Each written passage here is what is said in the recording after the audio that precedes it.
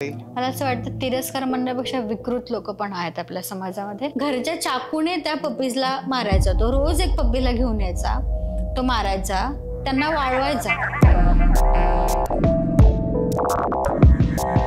म्हणजे आपण आपल्या घरामध्ये कपडे कसे वाळू घालतो रस्सीवरती, तसं त्याचं मांस लटकलेलं होतं. कुकरमध्ये आम्हाला पीस भेटले, म्हणजे रात्री त्याने भातासोबत ते चिकन म्हणून खाल्लं होतं. त्या सगळ्या प्रवासातला सगळ्यात वाईट क्षण म्हणता येईल तो होता तो. तर जेव्हा पण एक मुलगा आणि मुलगी एक जवळजवळ उभे राहायचे ना, तेव्हा तो खूप चिडायचा आणि तो मेक शुअर करायचा की तो मुलीला प्रोटेक्ट करतोय.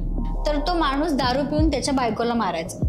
अरे तर ती गोष्ट त्या डॉगने बघितलेली होती, म्हणून त्याला स्पेशली जेव्हा आपण एक फिमेल आणि मेल जवळ यायचे, तो मुलीला प्रोटेक्ट करायला बघायचा. भारतीय संविधानामध्ये तर ॲनिमल्सला सुद्धा इम्पॉर्टंट पार्ट ऑफ सोसायटी मानलेला आहे. तुम्ही उद्या येऊन म्हणाल की मला रात्री झोप येत नाही, तर ह्या डॉगला तुम्ही रिलोकेट करा. किंवा तो तुम्हाला म्हणेल की ये मेरे सोसायटी में नहीं दिखना चाहिए, मग तो त्याच्या गाड्या जो लावतोय रस्त्यावरती, मग ती ही पण सरकारची मालमत्ता आहे, मग त्याने तिची गाडी पण घरामध्ये ठेवायची.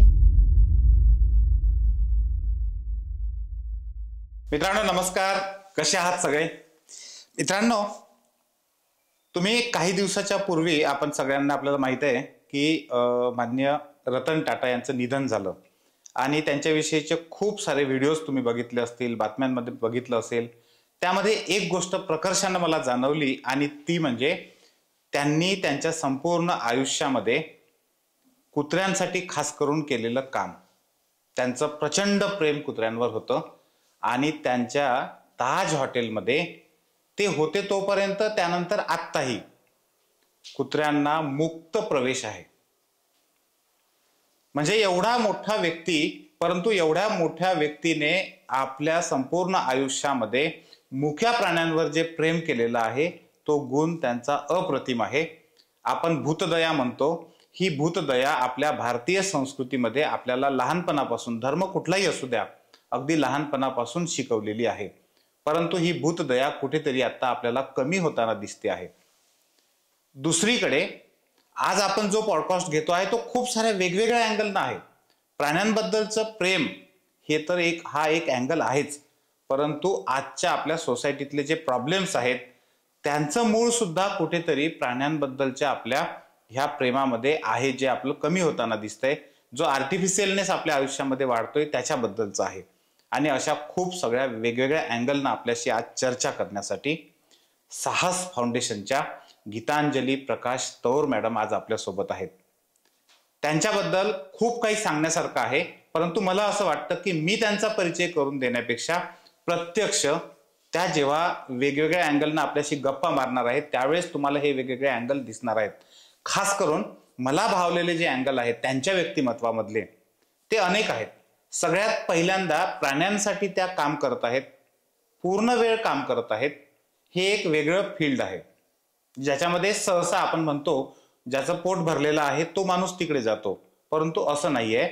तर त्या आपल्यासारख्याच सर्वसाधारण अगदी मध्यमवर्गीय कुटुंबातून आलेल्या आहेत आणि तिथं राहून सुद्धा त्यांनी आपलं हे प्राण्यांबद्दलचं प्रेम जोपासलेलं आहे. आपलं करिअर म्हणून त्या इकडे आलेल्या आहेत.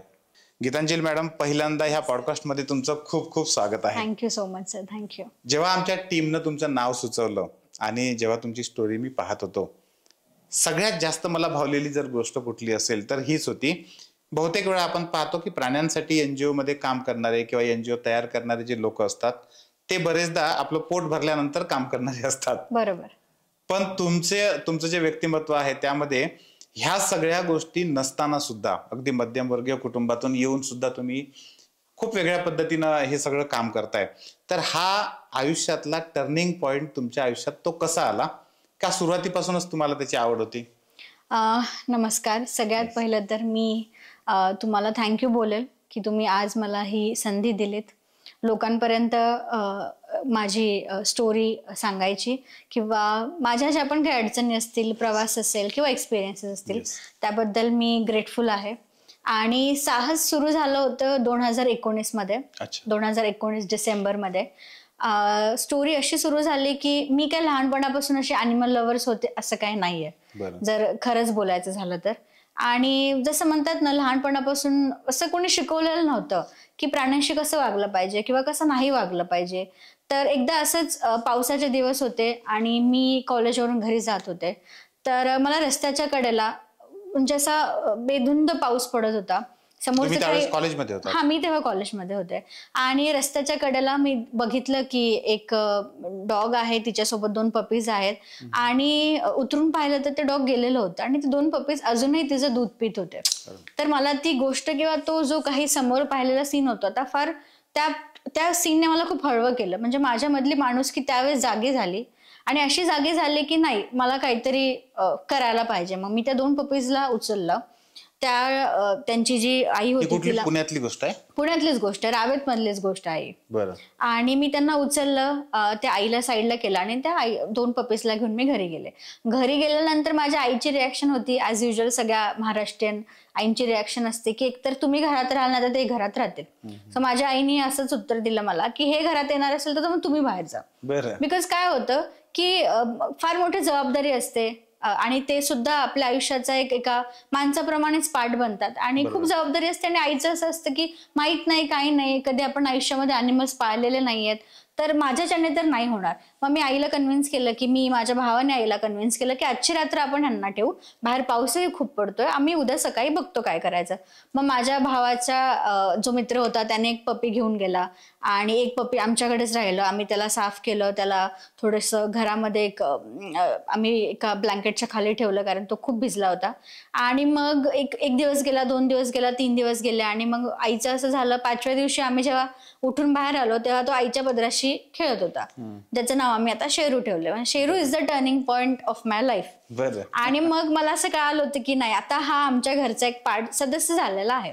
आणि मग त्याच्यानंतर जेव्हा पण मी शेरूकडे बघायचे तेव्हा मला असं फील व्हायचं की आपण एका शेरूला तर वाचवलं, पण असे बरेचसे शेरू आहेत रस्त्यांवरती ज्यांना आपल्या मदतीची गरज आहे आणि अशा अॅनिमल्सकडे तर कोणी बघतच नाहीये. म्हणजे आज मी एक इन्सिडेंट बघितला तर मला असं फील झालं की हे को इन्सिडेंटली झालेलं नाहीये, दिस इज माय डेस्टिनी आणि मला काहीतरी करायला पाहिजे. मग मी असं डिसाईड केलं की आपण रस्त्यांवरचे जे पण अॅनिमल्स असतात, इंजर्ड असतात, ज्यांना जेवण मिळत नाही, आपण यांना फिडिंग करू. तेव्हा मी एका ठिकाणी काम करायचे आणि तेव्हा मला मोजकी सॅलरी होती, जवळपास 8,000 रुपये.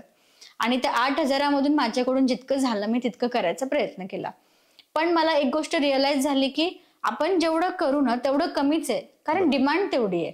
म्हणजे रस्त्यांवरती एवढे अॅनिमल्स आहेत, स्टेरिलायझेशनचे टेंडर दिले जातात, पण तेवढ्या ऍक्टिव्हली, तेवढ्या डेडिकेशने ते स्टेरिलायझेशन होत नाहीयेत.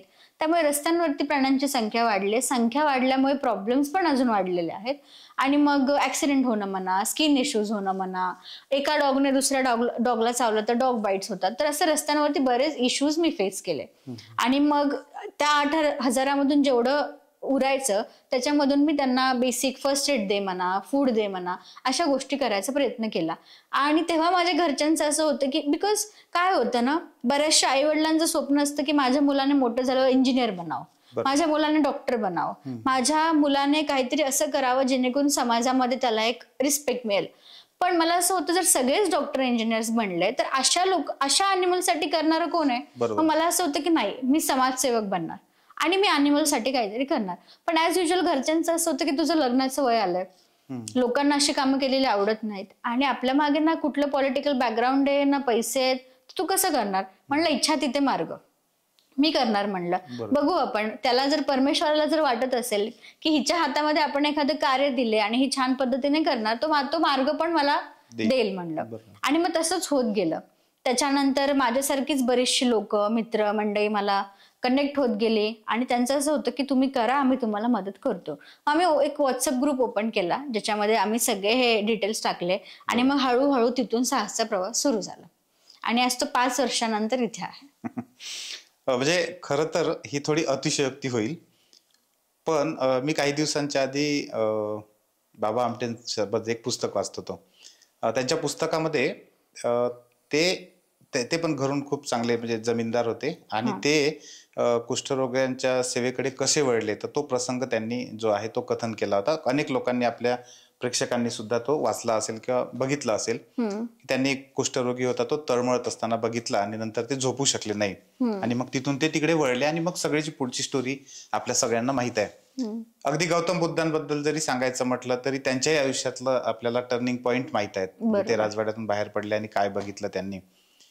म्हणजे मला असं वाटतं की म्हणून मी म्हटलं की हे अतिशयोक्ती नाही, परंतु हे सुद्धा खूप महत्वाचं आहे. शेवटी प्राणी हे आपल्या समाजाचाच भाग आहेत, आपल्या निसर्गाचा भाग आहे. आपण सगळे निसर्गापासून बनलेलो आहोत. तुम्ही अशा पद्धतीने म्हणजे आता तुम्ही जेव्हा स्टोरी सांगत होता तेव्हा एका स्टोरीमध्ये मला खूप साऱ्या स्टोऱ्या दिसत होत्या. सगळ्यात पहिल्यांदा तर कॉलेजमध्ये जाणारी एखादी मुलगी, ठीक आहे मला मुलगी आहे ती पण, तिला पण असं समजा एखादा मांजर दिसलं, कुत्रं दिसलं की तिला त्याच्याबद्दल प्रेम वाटतं, पण ते तेवढ्या पुरतच असतं. त्याच्या पुढे ते जात नाही. तुम्ही त्याच्या पुढे गेलात, आम्ही तिथून तुम्ही जीवनाचं उद्दिष्ट शोधलं.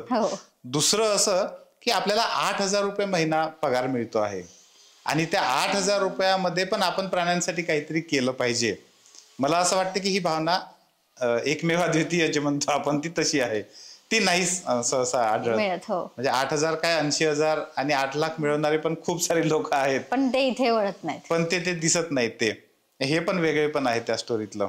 मला पुढचा जो प्रश्न किंवा हे जाणून घेण्याची प्रचंड इच्छा आहे की घरच्यांनी जेव्हा ह्या गोष्टीला म्हणजे तुम्ही म्हटलं तसं पहिल्यांदा हे केलं, पण नंतर नंतर मग तो विरोध कसा होता, तो कमी होत गेला का? कारण त्यांना कळत गेलं की जेव्हा अॅनिमल्सला ही मदत करतेय तेव्हा म्हणजे आता या क्षणाला तर जेव्हा घरच्यांना मी सांगते की आज माझा असा पॉडकास्ट आहे आणि हे आहे, तेव्हा तर त्यांना वाटणारच. कारण आता एवढं छान, म्हणजे मी तुम्हाला एक किस्सा सांगते.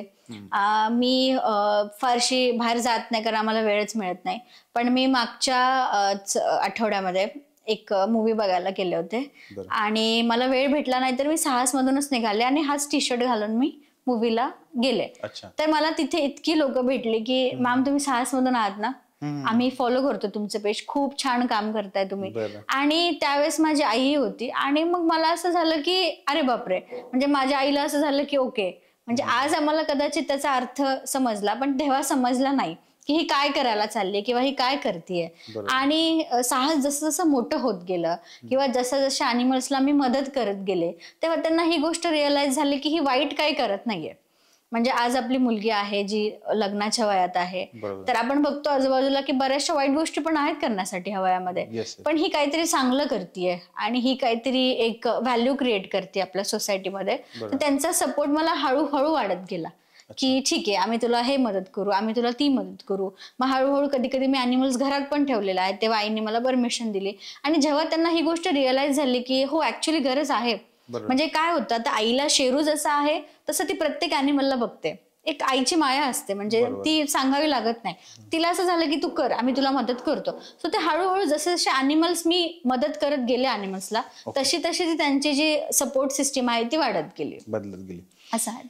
पण हा विरोध जो आहे किंवा हे जी निगेटिव्हिटी आधीची आणि नंतर ते पॉझिटिव्हिटी किंवा सपोर्ट मध्ये जे बदलत गेलं त्याच्यामध्ये सोशल मीडियानं कसा सहभाग दिला? सोशल मीडियाने खूप जास्त सपोर्ट केलेला आहे आणि मला असं वाटतं की आजकाल सोशल मीडियानं ऍक्च्युअल म्हणजे माझ्यासारख्या लोकांसाठी आहे जे खरंच काहीतरी छान काम करतायत आणि ते लोकांपर्यंत पोहोचवायचे, तर सोशल मीडिया खूप छान आहे. म्हणजे बरेचसे लोक त्याला वेगळ्या निगेटिव्ह ऍस्पेक्टने यूज करत असतील, पण आम्ही जेव्हापासून सोशल मीडिया यूज करायला सुरू केलेलं आहे तेव्हा बरेचसे लोक आमचं काम बघतात, आमचं काम अप्रिशिएट करतात, आम्हाला मदत करतात आणि आम्हाला व्हिजिट सुद्धा करतात. म्हणजे मला असं वाटतं सोशल मीडिया सगळ्यात जास्त फ्लरिश लॉकडाऊन मध्ये झालं, बिकॉज लोकांना काही नव्हतं पण आम्ही तेव्हा सुद्धा चालू होतो. म्हणजे आमच्या एका टीम मेंबरला कोरोना झाला पण त्या माणसाने घरातून वर्क फ्रॉम होम केलं अशा सिच्युएशन मध्ये, आणि मी सुद्धा तिथे जायचे लॉकडाऊन मध्ये.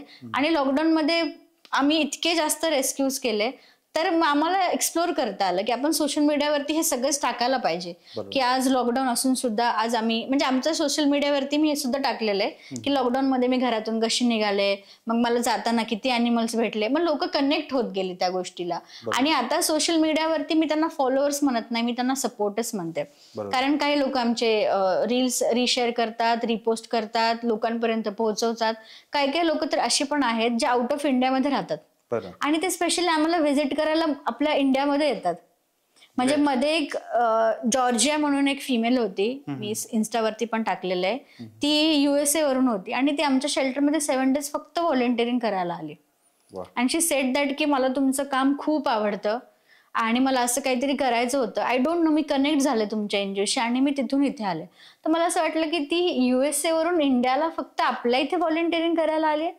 तर मग कधी कधी काय होतं ना, आपल्याला हे कळत नाही आपण काय इम्पॅक्ट पाडतोय लोकांवरती, पण ते कनेक्ट होतात आणि लोक आमच्याशी कनेक्ट होण्यापेक्षा आमच्या शेल्टरमधले अॅनिमल्सशी कनेक्ट झालेत. म्हणजे लिटरली असा कॉल करतात ते, वो जो सेजल के बारे में आपने कल डाला था ना, वो ठीक है क्या अभी?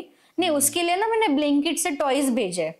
तर आम्हाला असं होतं की बापरे, ही राहते बँगलोरला आणि ही ह्या डॉग सोबत एवढी कनेक्ट झाली. मग आम्ही मेक शुअर करतो की आम्ही त्या अॅनिमलचे पर्टिक्युलरली अपडेट्स त्या व्यक्तीला देतो, बिकॉज आम्ही सगळ्यात जास्त महत्व देतो इमोशन्सला आणि आमच्यासाठी सेंटिमेंट्स खूप इम्पॉर्टंट आहेत आणि त्याच्यावरतीच आमचं एनजीओ चाललेलं आहे आणि त्याला आम्ही सगळ्यात जास्त हे करतो. तुम्ही जी स्टोरी आता सांगत होतात ना, मला असं वाटतंय की तुमच्या कामामध्ये जी ओरिजिनलिटी आहे, ही ओरिजिनलिटी कदाचित जॉर्जियावरून किंवा कुठल्या तरी परदेशातून सुद्धा व्यक्तींना तुमच्याकडे ओढून घेत असेल. म्हणजे असं वेगळं काम करणारवाल्यांसाठी हा खूप महत्वाचा संदेश आहे की तुम्ही जर का काही वेगळं काम करत असाल तर त्यामध्ये जर ओरिजिनलिटी असेल, अस्सलपणा ज्याला आपण म्हणतो, अस्सलपणा जर का असेल तर विश्वात कुठेही असा तुम्हाला मदत मिळत राहील. हा खूप महत्वाचा आहे. पण नेमकं आपलं काम कशा स्वरूप, म्हणजे कसं कसं चालतं? आता साहस एनजीओ जे आहे ते 2019 मध्ये स्टार्ट झालं. त्याच्यानंतर आम्ही बेसिक गोष्टींपासून सुरू केलं होतं की रस्त्यांवरचे जे अॅनिमल्स आहेत त्यांना फीड करणं म्हणा, फर्स्ट एड प्रोव्हाइड करणं म्हणा. पण जसं जसं साहस मोठं होत गेलं पहिल्या वर्षांमध्ये, तसं तसं अॅनिमल्स मग ऍडमिट होत गेले शेल्टरमध्ये. तेव्हा शेल्टर म्हणण्यापेक्षा एक जुनं सभागृह होतं जे आम्ही घेतलं होतं एका व्यक्तीकडून. कसं मिळवलं होतं आपण? मला असं झालं की जेव्हा मी 22 वर्षाचे होते तेव्हा अॅनिमल्सला फक्त ट्रीट करून जमत नव्हतं, त्यांना ओव्हरनाईट कुठेतरी ठेवण्याची पण गरज होते कारण ते सिरियस असायचे. तर मला असं झालं की नाही, ह्यांना आपण घरी किती अॅनिमल्सला ठेवणार, आणि आयडियली ते पॉसिबल नव्हतं बिकॉज त्यांच्यासाठी खूप करायचं असतं. आणि मग माझं असं झालं की आपण असं कुठलं तरी जागा घेऊया, पण रेंटने जागा घेणं इम्पॉसिबल होतं बिकॉज तेवढ्या अमाऊंटमध्ये मी अजून एखादी गोष्ट अफोर्ड करू शकत नव्हते. तर एक सभागृह होतं, मला एका व्हॉलेंटिअरने सांगितलं की तुम्ही त्यांना जाऊन भेटा, त्यांचं एक सभागृह आहे. तर मी त्या सरांकडे गेले, मी त्यांना एक्सप्लेन केलं की सर म्हणलं आम्ही हे काम करतोय, तर तुमच्या जागेमध्ये एखादं छान काम झालं तर तुम्हालाच ब्लेसिंग्स मिळतील म्हणलं त्याचे. तर त्यांनी मला हो बोलले की आमच्या इथे मागेच पडकं सभागृह आहे, तिथे तुम्हाला बरीचशी क्लिनिंग, सगळं क्लीन करावं लागेल, कचरा सगळं बाहेर काढ. म्हणलं ठीक आहे सर, मी सगळं करते म्हणलं. त्यावेळेस फक्त मी एकटीच होते आणि मी ते सगळं क्लीन केलं. तिथे मग मी अॅनिमल्स ठेवणं सुरू केलं. 1 झालं, 2 झालं, 3 झालं, 10 अॅनिमल्स आले, 10 पासून 15 झाले. मग ती जागा छोटी पडायला लागली. मग ती रेसिडेन्शियल एरियात होती, तर आजूबाजूच्या लोकांना असं झालं की खूप आवाज येतो, रात्रभर झोपू देत नाहीत डॉग्स आम्हाला. मग मी रोज जाऊन प्रत्येक एका व्यक्तीशी भांडण करायचे की मी बघते जागा, मला थोडासा वेळ द्या, मला थोडासा वेळ द्या. पण मग ते खूप जास्त माझ्या मेंटल स्टेटवरती यायला लागलं कारण मला ते रोज त्रास द्यायचे. आणि मला घरच्यांचं पण असं झालं की तू शुअर आहेस ना की तुला हे करायचं.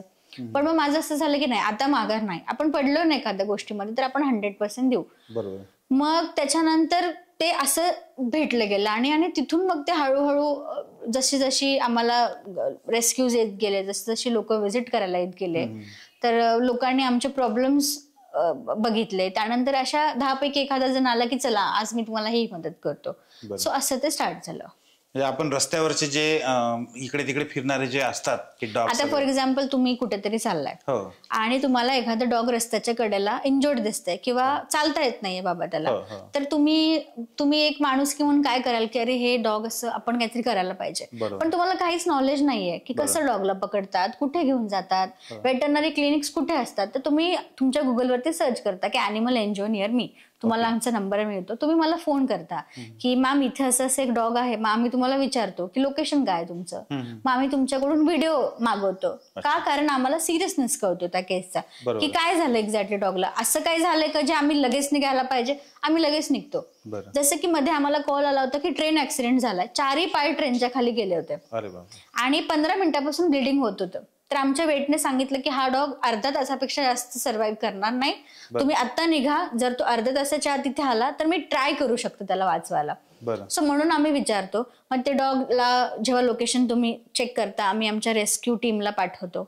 एक आमच्याकडे अँब्युलन्स आहे, तो माणूस त्या अँब्युलन्स मध्ये निघून येतो आणि डॉगला उचलतो. तो प्रोफेशनल कॅचर असतो, त्याला माहित असते एक्झॅक्टली की डॉग जर इंजर्ड आहे तर त्याला पकडायचं कसं, त्याचं तोंड कसं बांधायचं, मग त्याला अँब्युलन्स मध्ये कसं टाकायचं, त्याला आम्ही ट्रेनिंग दिलेलं आहे. पण आम्हाला कोणी ट्रेन केलंय का नाही? युट्यूब.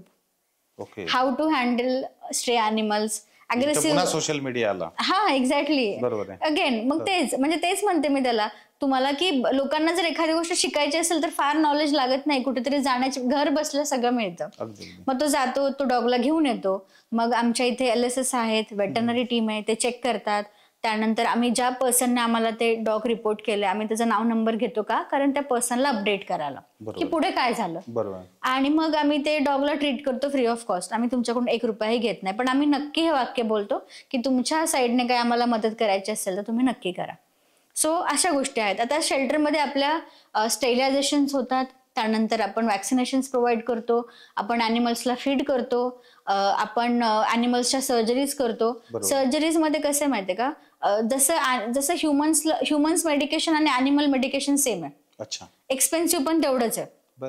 हा, जर एखाद्या डॉगचा पाय तुटलाय आणि सेप्टिक झालेला आहे तर त्याचा पाय कापावा लागतो, तर जो सर्जरी कॉस्ट आहे तो जवळपास आम्हाला 15,000 रुपये येतो. मी वेटरनरीचे चार्जेस नाही बोलत आहे, मेडिसिनचे चार्जेस बोलते. ऍज अ NGO प्रत्येक अॅनिमलला एवढं देणं आमच्यासाठी पॉसिबल नाहीये. मग आम्ही फंड रेज करतो. आणि त्याच्यानंतर पोस्ट केअर आला, जसं एखाद्या व्यक्तीची काळजी घ्यावी लागते तशीच सेम अॅनिमल्सची घ्यावी लागते.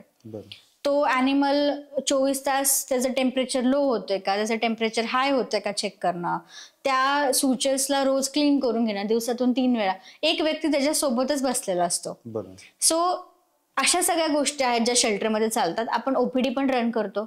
म्हणजे आता फॉर एक्झाम्पल एखादा व्यक्ती आहे जो मिडल क्लास फॅमिलीमधून आहे, पण त्याचं प्रेम म्हणून त्याने एक डॉग अडॉप्ट केलेला आहे आणि प्रायव्हेट क्लिनिकचे चार्जेस नाही पे करू शकत आहे. मग अशा व्यक्तींसाठी आपण मिनिमल अमाऊंट मध्ये OPD रन करतो. की जर बाकीचे वेटरनरी क्लिनिक्स 1,000-1,200 रुपये घेत असतील तर आपण 400 रुपये घेतो, की बाबा जेवढे मेडिसिन आम्ही युज केलं आम्हाला तेवढ्याचेच पैसे द्या. आणि वेटरनरीचं बोललं तर 100 रुपये फक्त आम्ही त्यांच्याकडून घेतो. सो ह्या सगळ्या गोष्टी आता सध्या साहसमध्ये चाललेल्या आहेत. म्हणजे आता मला असं वाटतं की आपला हा पॉडकास्ट पाहणारे आपले जे प्रेक्षक आहेत त्यांच्यासाठी तुमचा हा नंबर आपण इथे पण खाली टाकूया, डिस्क्रिप्शन मध्ये पण टाकूया. कुठेही त्यांना कसा काही प्राणी आढळला तर त्यांना ते लगेच कॉल करता येईल.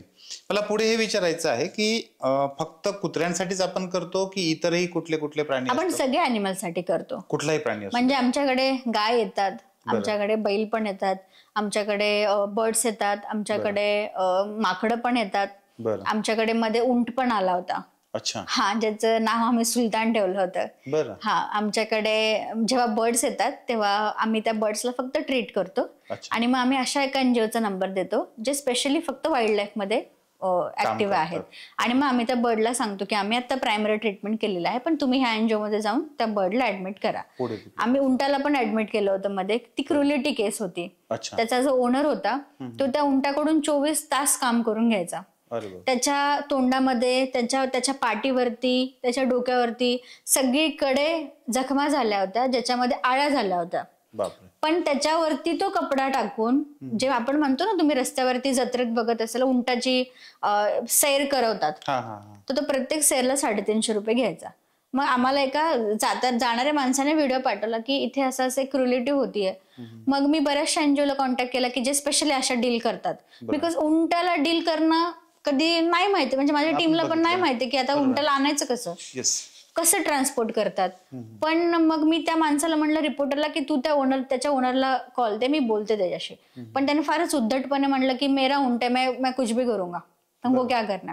मग मी म्हणलं चला आपण आता हे उंटाला रेस्क्यू करायचं, आपण पुढे कसं करायचं ते बघू म्हणलं, पण आपण घेऊन तरी येऊ त्याला, आपण काय करू शकतो. मग मी जेव्हा गेले तेव्हा मला सिच्युएशन खूप खराब वाटली त्या उंटाची.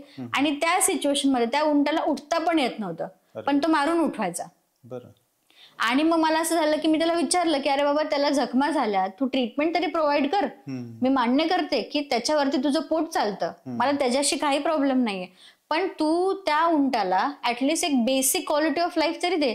त्याच्या पाठीवरती जखमा झाल्यात, तो वीक आहे, तो सारखा पडतोय, तर त्याच्यावरून किती काम करून घेणार आहेस. तर तो म्हणला मेरा उंट मैं देखूंगा क्या करना आपको क्या. मी त्याला सगळ्या गोष्टी शिकवल्या. म्हणलं, मग मी त्याला भारतीय संविधानामधले रूल्स सांगितले, पण त्याचं असं होतं की ये भी है इसके लिए, म्हणजे असं असतं का, असं काही बिकॉज त्याला असं वाटलं की जनावर आहे, ह्याच्यासाठी काय असणार आहे आणि ह्याच्यासाठी मला कोण विचारायला येणार आहे. मग मी गेले पण विचारायला. मग बरीचशी व्हॉलेंटियर्स होती, आम्ही उंटाला घेतलं. म्हणलं ये इसको अभि मैं तुझे नाही दूंगी. म्हणलं तू जा, तुला पोलीस स्टेशन मध्ये FIR करायची कर, तुला काय करायचं ते कर म्हणलं. आम्ही उंटाला उचललं. आमच्या इन्स्टावरती पण त्याचे बरेचसे व्हिडिओज आहेत, फोटोज आहेत. आम्ही त्याला उचललं, आम्ही त्याला गाडीमध्ये टाकलं, आम्ही शेल्टरला घेऊन आलो. तर आम्ही अर्धा तास फक्त टीम अशीच बघत होतो त्याच्याकडे, बिकॉज तो एवढा उंच होता. LSS ला अॅनिमल्सला ट्रीट करायला जमतं. तर मी आमच्या ज्या वेटरनरी मॅम होत्या म्हटलं मॅम काहीतरी असेल. मग त्या मॅम म्हटलं की मला माझ्या सिनियर्सला कॉल करावा लागेल की उंटाला एक्झॅक्टली ट्रीट कसं करतात. आमच्याकडे ज्या सिरिंज होत्या, आमच्याकडे जे मटेरियल होतं ते अॅनिमल्सचं होतं, उंटाचं आमच्याकडे काहीच नव्हतं. पण मग मी मॅमला म्हणलं नाही मॅम तुम्ही काहीतरी फाइंड आउट कराल, चॅलेंजेस तर येत राहणार आहेत म्हणलं आपल्याकडे. उद्या आपल्याकडे वाघ जरी आला ना म्हटलं आणि त्याचा जीव जात असेल तर आपल्याकडे सोल्युशन पाहिजे. पुढे कुठे द्यायचं हे बघू म्हणलं आपण. मग आम्ही एका सिनियर डॉक्टरला बोलवलं. मग त्यांनी आम्हाला सगळी ट्रीटमेंट लिहून दिली, आम्ही ट्रीटमेंट केली, तो खूप छान झाला. पण प्रश्न असा होता की आता ह्याचं करायचं काय, आपण किती दिवस शेल्टरमध्ये ठेवणार. मग आम्ही एका NGOला जे वाईल्ड लाईफ मध्ये डील करतं, आम्ही त्या NGOला देऊन टाकलं त्या उंटाला. त्या माणसाने मग पुढे काही केलं नाही. त्या माणसाने, तो माणूस आमच्या शेल्टरला आला. अभि मेरा घर कैसे चलेगा. म्हणलं तू काम करणार का, तू कुठे काम, तुला जर मी जॉब दिला तर तू म्हणलं काम करणार का. मग मी एका ठिकाणी त्याला जॉबला लावून दिलं आणि तो आता तिथे अजून पण छान काम करतोय.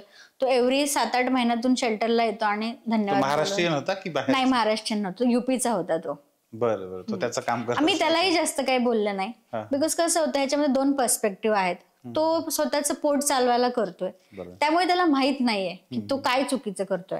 आणि मला असं वाटतं आमच्यासारखे NGOs हाच रोल प्ले करतात की त्यांना त्यांची जाणीव करून देतात की तू हे जे करतोय ते चुकीचं आहेस, आम्ही तुला मदत करू शकतो. पण असं नाही केलं मी की तुझं पोट चालतंय तर तू बघ तुला काय करायचं ते. आणि मला असं वाटतं ती गोष्ट डोक्यामध्ये ठेवणं फार इम्पॉर्टंट आहे की माणुसकी जर प्राण्यांबद्दल असेल तर माणसांबद्दल अगदीच असली पाहिजे, कारण माझं ते कर्तव्य आहे एक माणूस म्हणून. तर ते असं रण होतं, विचार करून केलं पाहिजे. हो. मगाशी तुम्ही बोलताना एक भारतीय संविधानाचा उल्लेख केलात. भारतीय संविधानामध्ये प्राण्यांबद्दलच्या अशा कुठल्या कुठल्या गोष्टी आहेत? भारतीय संविधानामध्ये तुम्ही जर बघायला गेलात तर अॅनिमल्सला सुद्धा इम्पॉर्टंट पार्ट ऑफ सोसायटी मानलेला आहे, ज्याच्यामध्ये असे रूल्स आहेत. त्याच्यापैकी मी तुम्हाला काही रूल्स सांगते. एक म्हणजे अॅनिमल्सला फीड करणं कम्प्लिटली लीगल आहे. ओके, कम्प्लिटली लीगल आहे. जर एखादा व्यक्ती तुम्हाला त्रास देत असेल की अॅनिमल्सला फीड करायचं नाही, तर तुम्ही नियर बाय पोलीस स्टेशन मध्ये जाऊन त्याच्या अगेन्स्ट FIR फाईल करू शकता. ठीक आहे. दुसरी गोष्ट म्हणजे तुम्ही अॅनिमल्सला रिलोकेट करू शकत नाही. तुमच्या सोसायटीमध्ये, तुमच्या गल्लीमध्ये, तुमच्या एरियामध्ये जर डॉग्स असतील, तुम्ही उद्या येऊन म्हणाल की मला रात्री झोप येत नाहीये, तर ह्या डॉगला तुम्ही रिलोकेट करा. किंवा तो तुम्हाला म्हणेल की ये मेरे सोसायटी में नहीं दिखने चाहिए, मग तो त्याच्या गाड्या जो लावतोय रस्त्यावरती, मग ही पण सरकारची मालमत्ता आहे, मग त्याने तिची गाडी पण घरामध्ये ठेवायची. सो काही बेसिक रूल्स आहेत ना जे आपण फॉलो केलेच पाहिजे. तर तुम्ही अॅनिमल्सला रिलोकेट नाही करू शकत. रिलोकेट करणारा आणि रिलोकेट करायला सांगणारा सुद्धा मध्ये जाऊ शकतो. आमच्यासारखी लोक असली पाहिजेत त्याला मध्ये टाकणारे, कारण माहिती आहे आम्हाला एक्झॅक्टली कसं टाकायचं त्याला, आणि आम्ही टाकलेलं पण आहे. तर तो दुसऱ्या दिवशी बाहेर येतो हे आता आपण सिस्टीम मध्ये नाही घुसणार मी त्या. तिसरी गोष्ट म्हणजे जर तुम्ही एखाद्या अॅनिमल सोबत क्रुएलिटी करताय, त्याला मारताय, हाणताय किंवा त्याला पोत्यात टाकून कुठेतरी फेकून येताय, तर ही सुद्धा क्रुएलिटी आहे. हा एक्झॅक्टली अब्युज आहे त्या अॅनिमल्सच्या अगेन्स्ट. तर त्याच्यासाठी पण आपल्या इंडियन कॉन्स्टिट्यूशन मध्ये रूल्स आहेत. आणि फोर्थ म्हणजे एखाद्या अॅनिमलचं स्टेरिलायझेशन झालेलं आहे. स्टेरिलायझेशन झालेला डॉग कसं कळतं, ज्याचा कान कट झालेला असतो. जर एखादा अॅनिमल तुम्ही रस्त्यावरती बघताय ज्याचा जर कान कट असेल, that means that animal is sterilised, म्हणजे तो स्टेरिलाइज झालेला आहे. आणि दुसरी गोष्ट म्हणजे वॅक्सिनेटेड असेल तर त्याला त्याच्या टेरिटरीमधून कुणीही हलवू शकत नाही. जास्तीत जास्त तुम्ही वॅक्सिनेटेड नसेल तर वॅक्सिनेटेड करून घ्या आणि स्टेरिलायझेशन करून घ्या. सो असे काही बेसिक रूल्स आहेत. त्यांना सुद्धा त्यांच्या भागात राहण्याचा अधिकार आहे. हो, कारण त्यांनी तिथे जन्म घेतलेला आहे. हो, त्यांनी तिथे जन्म घेतलेला आहे, त्यांचं ते जन्मस्थान आहे. ते तिथेच जन्माला आले, ते तिथेच जाणार आहेत. त्यामुळे आम्ही कोणीच नाहीये. तुम्ही जास्तीत जास्त मेक शुअर करू शकता की सोसायटीमध्ये त्यांच्यामुळे घाण होत नाही. मग ही जबाबदारी कोणाची? त्या डॉग्सला खाऊ घालणाऱ्याची. आम्ही हे समजून सांगतो लोकांना. बरोबर. मग अशी तुम्ही सांगत होता त्यावेळेस म्हणजे लोकांमध्ये आपण जर प्राण्यांबद्दल आपल्याला प्रेम असेल तर जबाबदारीची पण आपल्याला जाणीव असली पाहिजे. ते कसं करता येईल? लोकांना कसं त्याची हे होईल? आता कसं होतं, काय काय लोक असे असतात ज्यांना अॅनिमल्सच्या समोर काहीच दिसत नाही. म्हणजे एखाद्या व्यक्ती समोर समजून सांगतोय की आमच्या सोसायटीमध्ये आप जब एनिमल्स को फीड करते हो ना तर घाण होतीये, तर मी ऍज अ फीडर माझी जबाबदारी आहे की एक प्रेम एकीकडे, पण बरोबर आहे समोरच्या माणसाचं म्हणणं, तुम्ही रस्त्यावरती त्याला खायला घालताय, तिथेच घाण पडतीये आणि तुम्हाला दिसतंय की त्या गोष्टी खराब होतात, तर तुम्ही एखाद्या पेपरवरती त्याला खायला घालू शकता, तो पेपर उचलून तुम्ही नियर बाय डस्टबिन मध्ये टाकू शकता. तर ही गोष्ट जी आहे ना ती थ्रू सोशल मीडिया, थ्रू असे पॉडकास्ट की एक्झॅक्टली अॅनिमल्सला फीड कसं केलं पाहिजे, राईट वे ऑफ फीडिंग काय आहे, कशावरती तुम्ही फीड करू शकता, तुम्ही पेडिग्रीज फीड केली पाहिजे का नाही, एखाद्या अॅनिमलला खाऊ घालण्यासाठी तुम्ही आपल्या घरामध्ये बऱ्याचदा अन्न वाचतं, बऱ्याचदा चपाती वाजतात, भाकरी वाजते, तुम्ही तीच दारात टाकू शकता एखाद्या पेपरवरती, तो अॅनिमल खाऊन गेला की तुम्हाला दिसते बाबा कचरा झाला, उचला आणि डस्टबिन मध्ये टाका. सो त्या अशा गोष्टी आपण प्रत्येकाच्या घरी जाऊन नाही सांगू शकत. बरोबर. आणि मला असं वाटतं की शाळेमध्ये जसे धडे असतात, प्रत्येक गोष्टींबद्दल शिकवलं जातं, आपल्याला पसायदान शिकवलं जातं, आपल्याला श्लोक शिकवले जातात, तसं आपल्याला अॅनिमल्स सोबत कसं वागलं पाहिजे किंवा कसं नाही वागलं पाहिजे हे सुद्धा शिकवलं पाहिजे. जेव्हा एखादं बाळ आहे, एखादं नर्सरीमध्ये आहे किंवा कशामध्ये आहे, तेव्हा त्याला आपण हे सांगितलं पाहिजे की डॉग्स जे असतात किंवा अॅनिमल्स जे असतात त्यांना तुम्ही पोक केल्याशिवाय ते तुम्हाला त्रास नाही देणार आहेत. तर तुम्ही अॅनिमल्सला कसं टच केलं पाहिजे, अॅनिमल्स बद्दल तुम्ही एम्पथी कशी जनरेट केली पाहिजे, किंवा अॅनिमल्सला घरामध्ये जर काही, आता मी तुम्हाला सांगते बरीचशी गावाकडची लोक आहेत, एक छान सुंदर गोष्ट गावाकडच्यांबद्दल मी तुम्हाला शेअर करते. मी आहे प्रॉपर बार्शीची. तर आपल्या गावाकडे बघा, जेव्हा घरामध्ये स्वयंपाक बनतो तेव्हा आपली आजी, आपली आई नक्की न विसरता एक तुकडा तरी दारामध्ये टाकते. आणि बऱ्याचदा गाई म्हशी जेव्हा दारात येतात तेव्हा असं कधी होत नाही की आपण त्यांना असंच पाठवतो, आपण त्याच्या हातात तरी देतो. पण आता जेव्हा आपण शहराकडे वळतो तेव्हा बऱ्याचशा गोष्टी आपण विसरून जातो, त्यामधलीच ही एक आहे. तर आपण वरतून फ्लॅट मधून खाली, कारण आपल्या पुण्यामध्ये फ्लॅट संस्कृती आता वाढत चालली, तर मी म्हणत नाही की आपण वरतून खाली यायला पाहिजे टाकायला, पण घरामधलं जे उरलेलं अन्न आहे आपण तेवढं तरी बाहेर टाकू शकतो खाऊ घालण्यासाठी. मी ज्या सोसायटीमध्ये राहते तिथे सोसायटीच्या बाहेर 2 बाउल्स आहेत. आम्ही तिथे लिहिलेलं आहे की तुमच्या घरामध्ये जे पण काही उरू देत तुम्ही याच्यामध्ये टाका. आणि साईडला पाण्याचा बाउल आहे. तर मी त्या सोसायटीचा जो पण काही माणूस आहे मी त्याला सांगितलेलं आहे की तू बाळा, तुला जसं टाइम मिळेल ना तू ह्याच्यामध्ये फक्त पाणी टाक. काही लोक नाही म्हणतात, 100-200 रुपये दिलं की ते करतात. काय अवघड आहे ह्याच्यामध्ये करण्यासारखं, काहीच नाही. आणि बऱ्याचदा मी असं पण ऐकलेलं आहे की आमच्या सोसायटी मधले डॉग्स फॉर अग्रेसिव्ह आहेत. एक डॉग आहे, त्याने 15 दिवस जेवण केलेलं नाही. आपण एक दिवस उपाशी राहिलो तर आपण चिडचिड करतो का, आपल्याला खायलाच मिळालेलं नाहीये. आणि रस्त्यावरचा डॉग आहे, त्याला 10 दिवस झालं जेवायला मिळालेलं नाहीये, का तो अग्रेसिव्ह होणार नाही. आणि तुम्ही त्याला परत मारायला चाललाय. ऑलरेडी त्यांची लाईफ स्ट्रगल मध्ये आहे, त्यांना माहित नाही मी आज खाल्लंय तर उद्या 10 दिवस मला जेवायला मिळेल की नाही. मग तुम्ही म्हणता की रस्त्यावरचे डॉग्स अशा आहेत, रस्त्यावरचे डॉग्स भुंकतात, रस्त्यावरचे डॉग्स रात्री झोपू देत नाहीत. मग तुम्ही ऍज अ एक काय म्हणतो, एक स्वतःची एक जबाबदारी म्हणून तुम्ही तुमच्या गल्लीमधल्या डॉग्सला तरी ऍटलिस्ट खायला काहीतरी देऊ शकता, जेणेकरून त्यांचं पोट पण भरलेलं राहील आणि ते कोणाच्या अंगावरही जाणार नाहीत. सो ते नॉलेज आहे ना लहानपणापासून शिकवणं फार इम्पॉर्टंट आहे, कारण तिथूनच आपण म्हणतो ना बाळाचे पाय पाळण्यात दिसतात, तसं आहे ते. सो लहानपणापासून ते शिकवायला पाहिजे, शाळेमध्ये गोष्टी पाहिजेत त्या. आता आम्ही प्रत्येक शाळेमध्ये जाऊन ट्रेनिंग घेतो. आता आम्ही एल्प्रो स्कूलमध्ये ट्रेनिंग घेतलं. काय ट्रेनिंग घेतलं, लहान मुलांना काय सांगितलं आम्ही त्यांच्या भाषेमध्ये. आम्ही ड्रॉइंग्स काढले, हा डॉग आहे, तर हा डॉग जर तुमच्या समोर आला तर तुम्ही काय करणार. मग काही लहान मुलं घाबरली. बरं ठीक आहे म्हणलं, ज्या मुलांना डॉग्स घाबरतात ना तर तुम्ही त्यांना हार्म तरी करू नका.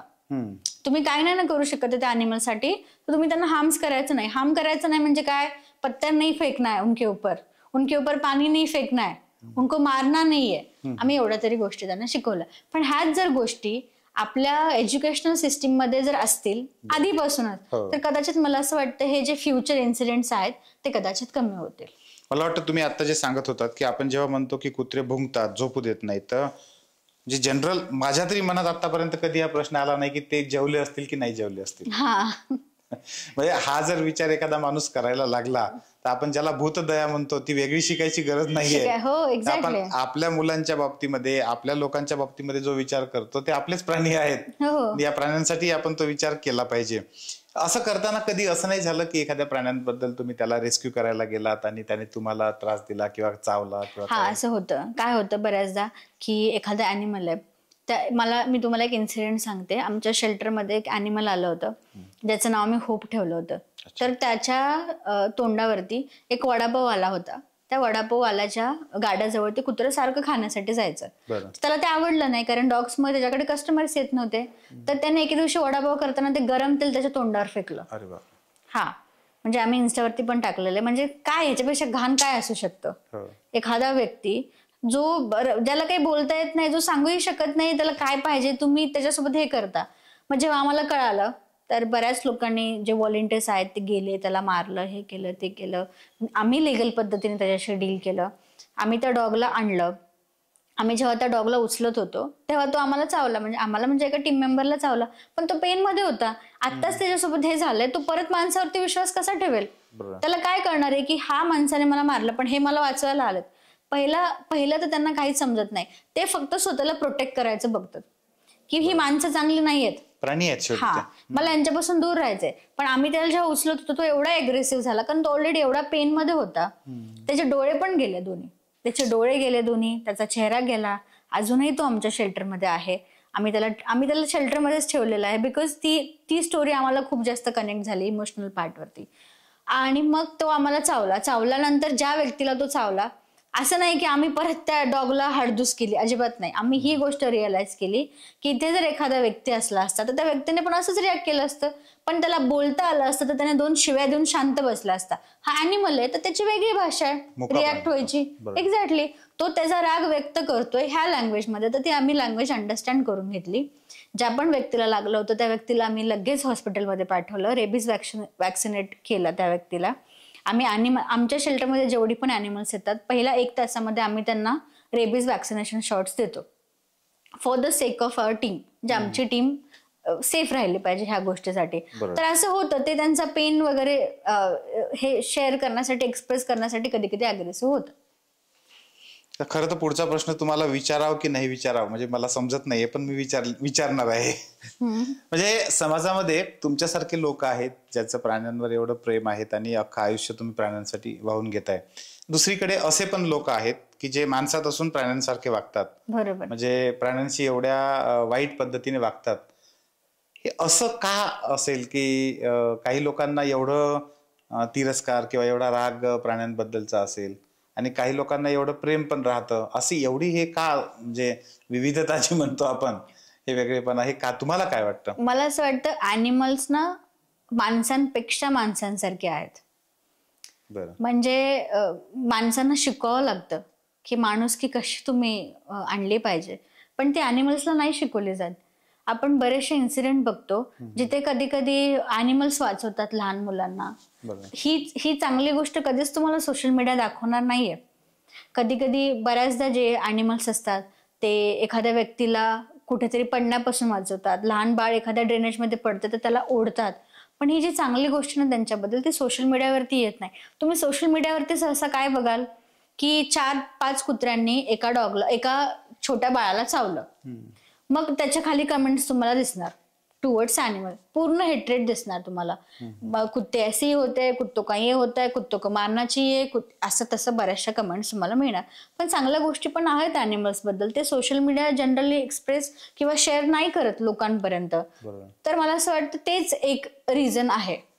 लोकांना अवेअरनेस नाहीये खास करून. आणि चांगलं पण होऊ शकतं ही माहिती जोपर्यंत होणार नाही तोपर्यंत ते करणार नाही. बार्शी सारख्या गावातून एखादी मुलगी जी पुण्यामध्ये येते, 5,000 1 नाही 2 नाही तर 5,000 प्राण्यांना ती वाचवते या परिस्थितीमधून. आणि हे सगळं जेव्हा करत आहे म्हणजे अगदी 8,000 रुपये महिन्याच्या पगारावर काम करत असताना आपण हे सगळं करण्याची प्रेरणा ही येते कुठून? मला असं वाटतं की मी एक स्त्री आहे, हीच सगळ्यात मोठी सुपर पॉवर आहे. कारण बायका काही करू शकतात.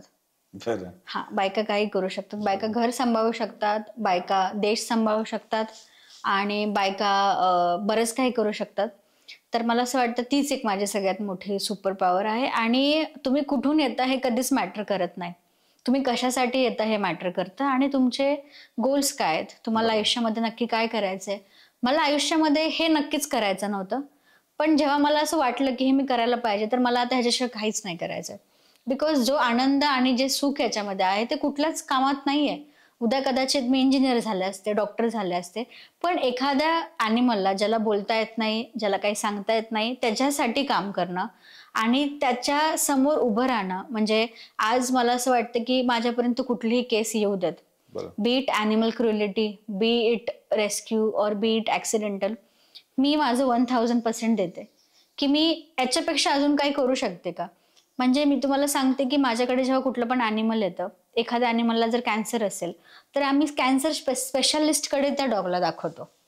असं नाही की माझं लिमिट एवढंच आहे आणि मी एवढंच करणार, असं नाही. म्हणजे माझ्याकडे येणाऱ्या प्राण्याला मला असं वाटतं मी एवढे चान्सेस देते, अजून काय करू शकतो मॅम तुम्ही मला सांगा. बरं, पैसा प्रॉब्लेम आहे का, मी उभा करते, तुम्ही सांगा आपण काय मदत करू शकतो. सो मला असं वाटतं बिईंग अ गर्ल डिफिकल्टीज तर खूप असतात. जेव्हा तुम्ही एखाद्या छोट्या गावातून येता, तुमचं काही बॅकग्राऊंड नसतं, पुण्यासारख्या ठिकाणी तुम्ही राहता आणि माझे वडील लहान असताना गेले, तर मला असं वाटतं की वडिलांशिवाय आयुष्य खूप डिफिकल्ट असतं. काही गोष्टी तुम्ही सांगू शकता, काही गोष्टी तुम्ही सांगू शकत नाही, पण ते लाईफ मी जगले. मी 8वी पासून जॉब सुरू केला बिकॉज माझं असं होतं की नाही, आपण एक फायनान्शियली सेल्फ डिपेंडेंट झालं पाहिजे आणि तेव्हापासून मी जॉब सुरू केला. त्याच्यानंतर फायनान्शियल इश्यूज असतात, फॅमिली इश्यूज असतात आणि एक मुलगी म्हणून तर अशा क्षेत्रामध्ये उतरणं जिथे तुम्हाला कुठलेच बॅकअप नाहीये, खूप डिफिकल्टीज पण येतात, पण डिफिकल्टीज कुठल्या कामात नाहीयेत. ते असं मला असं वाटतं जेव्हा तुम्ही कुठली एखादी गोष्ट फार छान करायला जाता ना, तेव्हा तेवढेच प्रॉब्लेम्स तुम्हाला येणार आहेत. आणि जर तुम्हाला प्रॉब्लेम येत नसतील ना आयुष्यामध्ये तर तुम्ही काहीच छान करत नाहीये. असं म्हणू शकतो आपण, तुम्ही तुमची कमजोरी तुमचा सगळ्यात मोठा पॉइंट बनवला. हा, एक्झॅक्टली. आणि मला लाईफमध्ये असे पण इन्सिडेंट आले की माझा लोकांवरचा विश्वास उडाला, कारण माणसं पण अशी वागली माझ्यासोबत की मला असं वाटलं की अरे यार नाही, म्हणजे मला नाही राहायचंय आता लोकांसोबत जास्त. आणि माझ्या घरचे असे म्हणायचे की तुला मित्र नाहीत, मैत्रिणी नाहीत, तू करतेस काय. म्हणलं मी आहे ना ॲनिमल सोबत, तेच माझ्यासाठी सगळे आहेत म्हणलं. सो ॲनिमल सोबत मला खूप जास्त पीस फील होतो, मला खूप ब्लेस्ड वाटतं. दिवसभरामध्ये मला 10 लोक तरी म्हणतात God bless you, God bless you. आणि कुठेतरी असं मला वाटतं की yes, God is blessing me. आणि ती फिलिंग खूप छान आहे.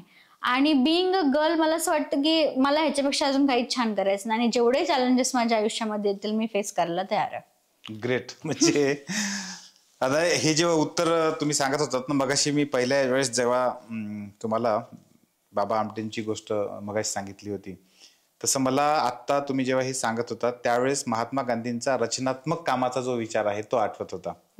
यंग इंडियामध्ये त्यांनी हेच बोललेलं आहे. आणि हे खऱ्या अर्थानं हे पाहून समाधान पण खूप वाटतं की म्हणजे रचनात्मक काम म्हणजे खूप असं वेगळं करायला लागतं, अशातला काही भाग नाही.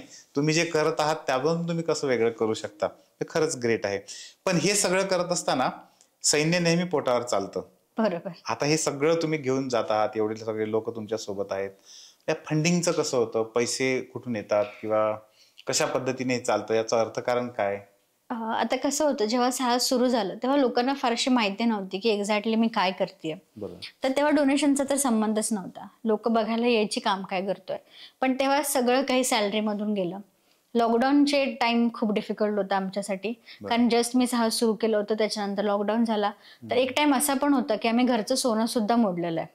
की माझ्या आईचं असं होतं की नाही आता, म्हणजे तिने माझ्याकडे बघून खरं तर ते दिलं, पण तेही मोडलेलं आहे आम्ही रेंट पे करण्यासाठी, मेडिसिन्सचे बिल्स पे करण्यासाठी. बिकॉज जे मेडिसिन्स वाले असतात किंवा काय, ते आम्हाला म्हणणार नाहीत की तुम्ही चांगलं काम करता तर हे घ्या फुकट राहू देत. प्रत्येकाला पैसा इम्पॉर्टंट आहे.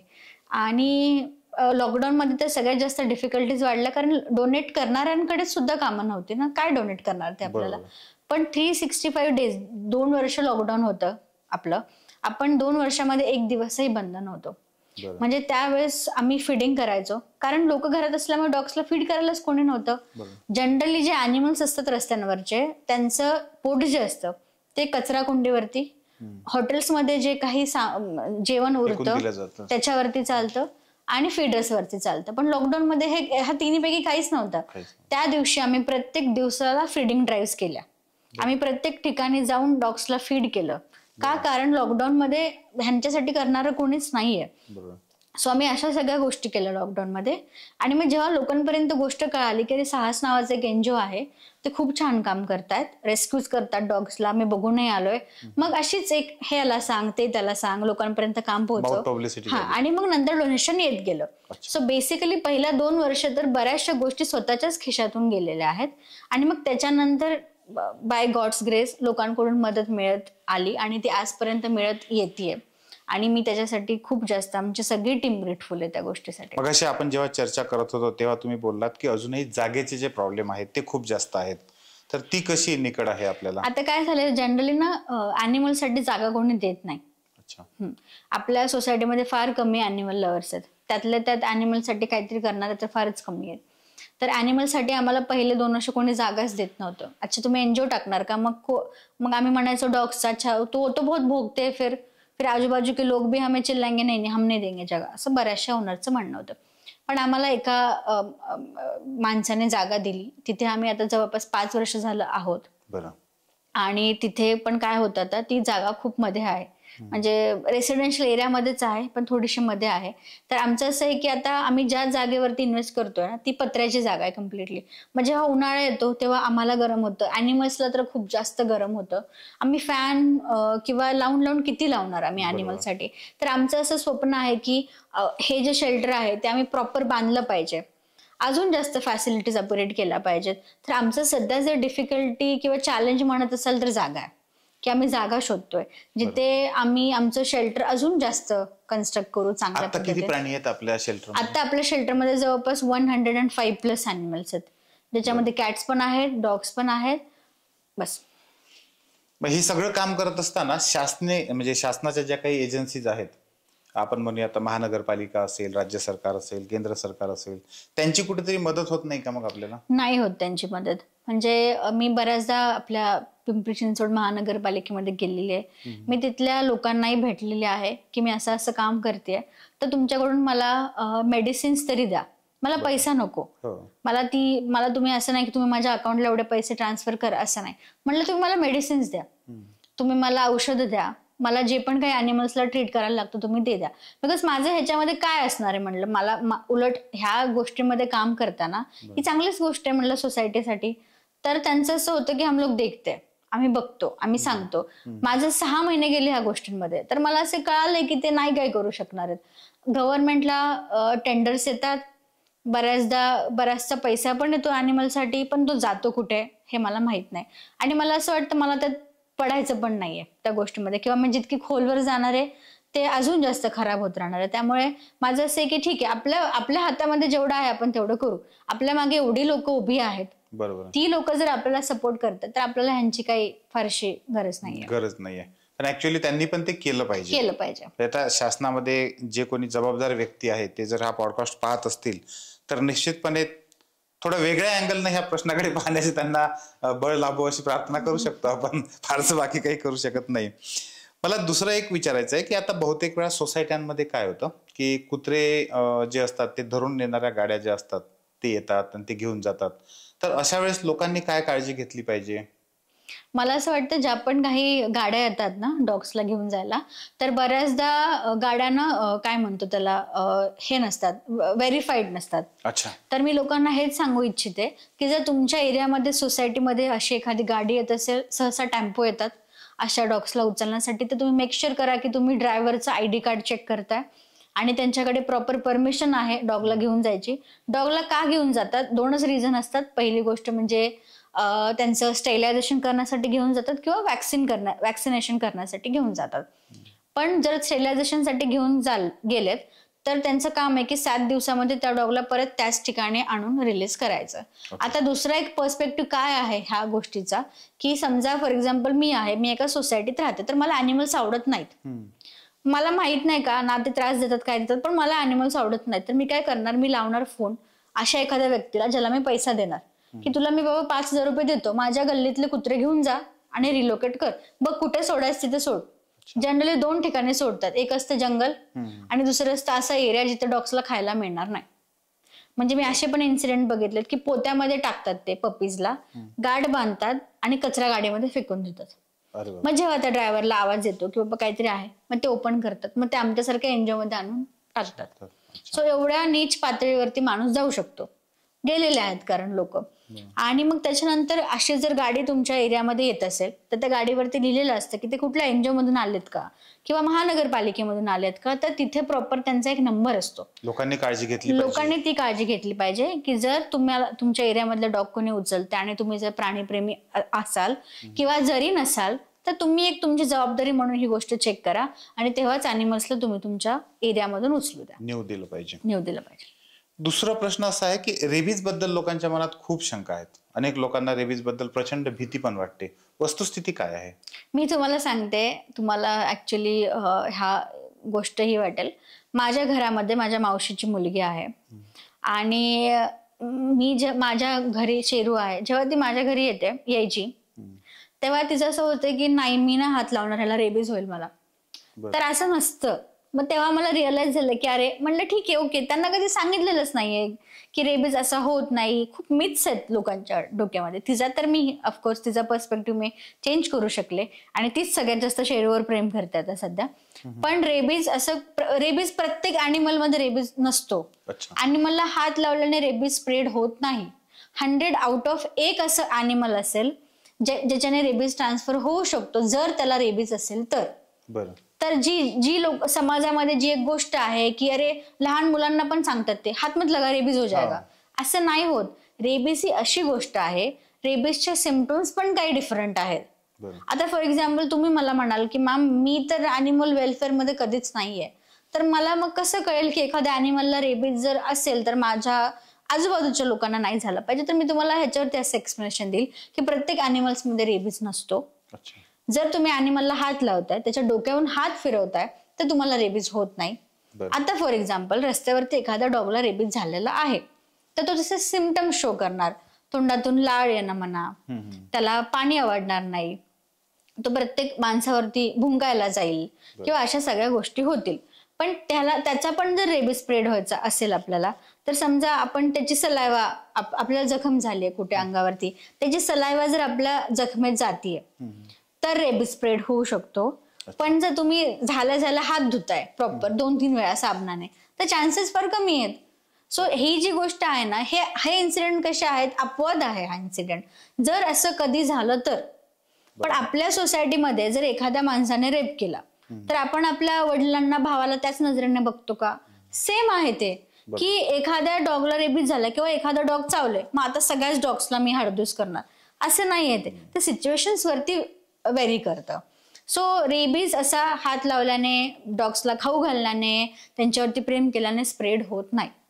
सायंटिफिकली तो स्प्रेड होतो. जर एखादा रेबीज डॉग तुम्हाला चाटते किंवा तुम्हाला जखम झालेली आहे, एखादं ऊंड ओपन आहे, त्याच्यामध्ये जर ते सलायवा गेलं तर रेबीज स्प्रेड होऊ शकतो. पण त्याचे पण चान्सेस फार कमी आहेत जर तुम्ही प्रॉपर पद्धतीने त्याच्यानंतर हात धुताय तर. दुसरं, लोकांना असे पण खूप सारे गैरसमज आहेत. लोकांना वाटतं की कुत्र्याचे किंवा मांजरीचे केस समजा आपल्या अंगाला लागलेत किंवा आपल्या खाण्यात वगैरे गेले तर काही लोक म्हणतात की पोटात असा गोळा वगैरे होतो. तर असं पण काही होतं? असं जर असतं तर मग आमच्या टीम मधल्या एखाद्याच्या तरी पोटात झाला पाहिजे होता.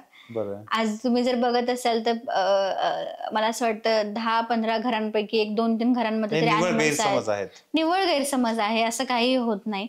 आता माझ्या घरी पण कॅट आहे, माझ्या घरी डॉग आहे, हे तर आमच्या अंगावरती पण कधी कधी केस हे होतात. पण असं काही होत नाही, म्हणजे असं पॉसिबलच नाहीये. फक्त गैरसमजापोटी सगळे लोक हे पसरवत राहतात. आता आपला पण केस जेव्हा पोटामध्ये जातो तेव्हा ते थोडी ना त्याचा गोळा होतो. सो हे मिथ आहे की अॅनिमल्सचे केस वगैरे पोटामध्ये गोळा होतो, हे केवळ एक मिथ आहे, त्याच्यामध्ये काही रियालिटी नाही. समाजामध्ये म्हणजे प्राण्यांबद्दलचे आता खूप सारे अनुभव तुम्ही घेतलेत. जसं प्राण्यांबद्दल प्रेम असणारे लोक आहेत तसं खूप जास्त तिरस्कार करणारे पण लोक आहेत. असं काही एखादं उदाहरण सांगता येईल? मला असं वाटतं तिरस्कार म्हणण्यापेक्षा विकृत लोक पण आहेत आपल्या समाजामध्ये.